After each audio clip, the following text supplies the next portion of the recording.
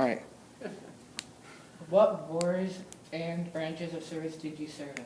All right, I was in the U.S. Navy, and I was in Vietnam. What was your rank? When I got out, I was second class gunfire control technician. FTG 2 is where it was. Where did you exactly serve in Vietnam? Pardon? Where did you actually serve in Vietnam? Oh, I was on board ship on the USS Harold E. Holt. Can you please repeat the ship? USS Harold, G-R-O-L-D, E. Holt, H-O-L-T. You got a good pen. Okay. H-O-L-T, that's DE 1074. E-E-T. DE 1074, destroyer escort. Okay. Were you drafted or did you enlist? Oh, I enlisted. Can you give a little bit more of why you enlisted? I didn't want to go in the Army or the Marines. Plus then I wanted schooling too. Okay. Where were you living at the time? At the time of, Just where were you living at the time when you got enlisted? oh, I was in Pennsylvania. Yeah, I'm originally from Pennsylvania, exactly York, Pennsylvania, which is just south of Harrisburg. I actually was there actually. Oh, you were? Yeah. Why did you want to join, or why did you join? So I can get schooled for my schooling. Okay. Anything else you? Electronic school is what I was interested in. What memory stands out to you most from the war? Oh, actually, when you have to ask permission to sit there and shoot at a target, that's not a war. It was a police action. It was never declared a war. Do you remember arriving and what was it like? What was it like? Do you remember when you arrived at Vietnam? Oh, actually, we were a couple different places. Well, when we went over, we stopped in the Philippines, and our first time out, we went out into the Gulf of Tonkin with the USS Long Beach. Mm-hmm.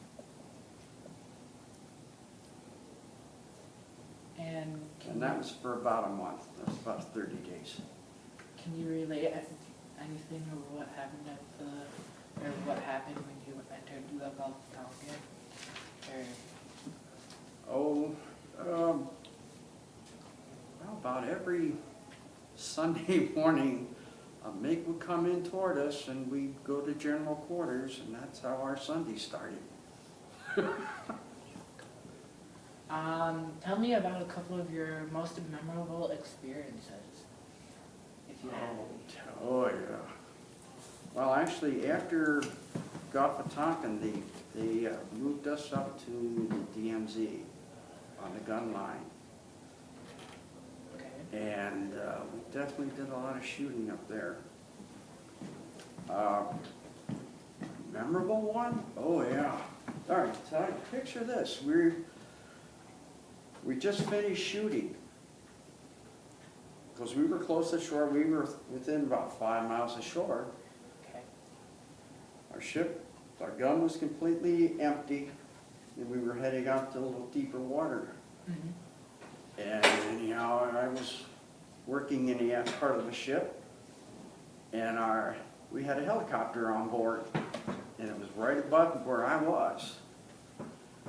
So I was damage control petty officer at that time, and I was doing some maintenance work, and all of a sudden, kaboom, there was an explosion. And first thing it hit me, I'm going, oh, the helicopter blew up and I'm getting the heck out of here. And then about 5 seconds later, there was a second explosion. Actually, I ran from the back end of the ship to the front end of the ship and down before they even started general quarters. Our ship turned completely around, and by the time we turned around, our gun was loaded and ready to go. What was your job or assignment? I was work center supervisor.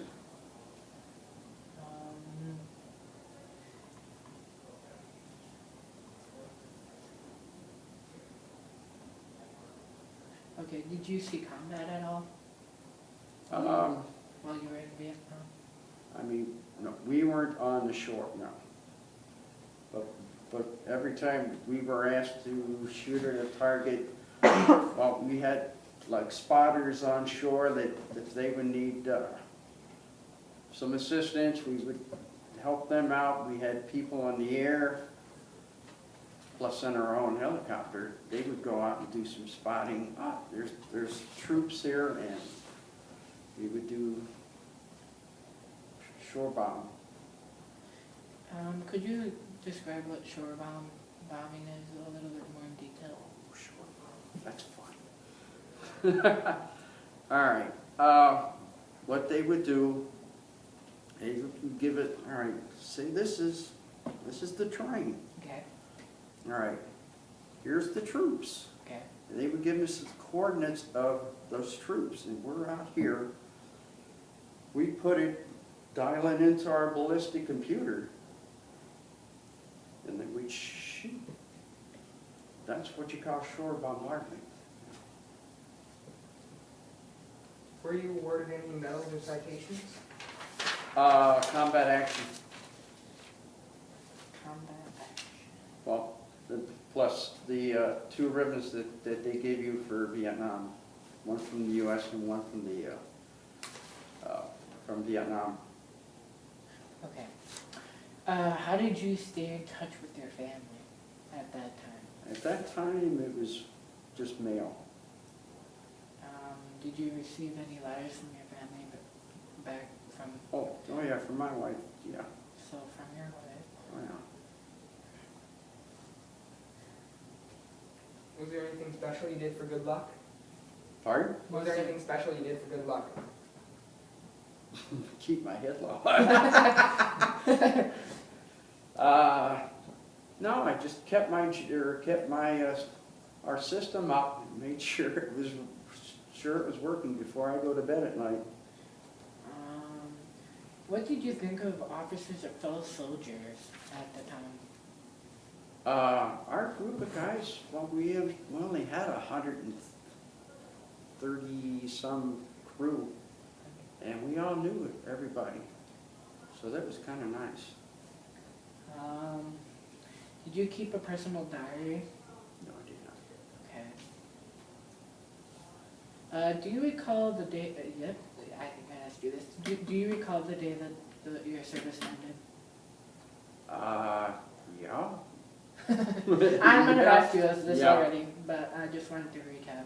Yeah, that was February '75, and actually that's when I got back from my second Westpac cruise.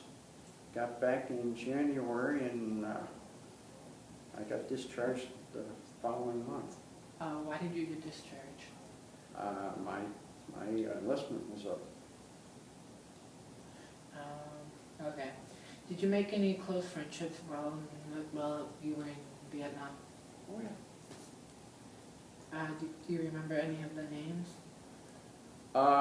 Yeah, actually, one of our friends, we hear from them every Christmas. Do you know the name? Cope is the last name. Cope. Yeah. COPE. Did you join a veterans organization? I'm in the American Legion here in town, Post 21. I will get that from him. Do you continue any of the relationships do you continue the relationship with Cope, and for how long have you continued that relationship? with all our friends. Just with that one friend that Oh, you yeah. mentioned. Oh, yeah. We hear from them every year. Because now, their son, the youngest son, yeah, he was in the Army. I think he's still in the Army yet. He's gonna put his 20 years in and he's getting out. Do you attend any reunions? Pardon? Do you attend any reunions? I've attended one ship reunion, oh God, a couple, it was a little while back, of the ship that I went over in Vietnam with. That was the Herald Eagle. What did you go on to do as a career after the war? I worked for Snap-on Tool, My aunt works there.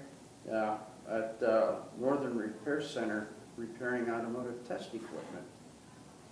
Okay. We have a few last questions we want to ask you. How did your service and experience affect your life? Actually, the schooling that I got in the Navy, well, at that time, they didn't give you a associate degree. I had to go back to school.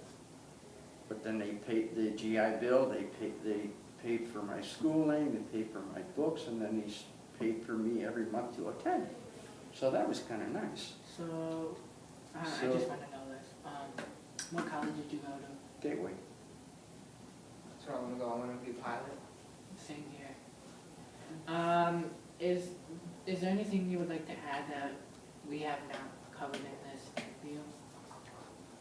Or anything important?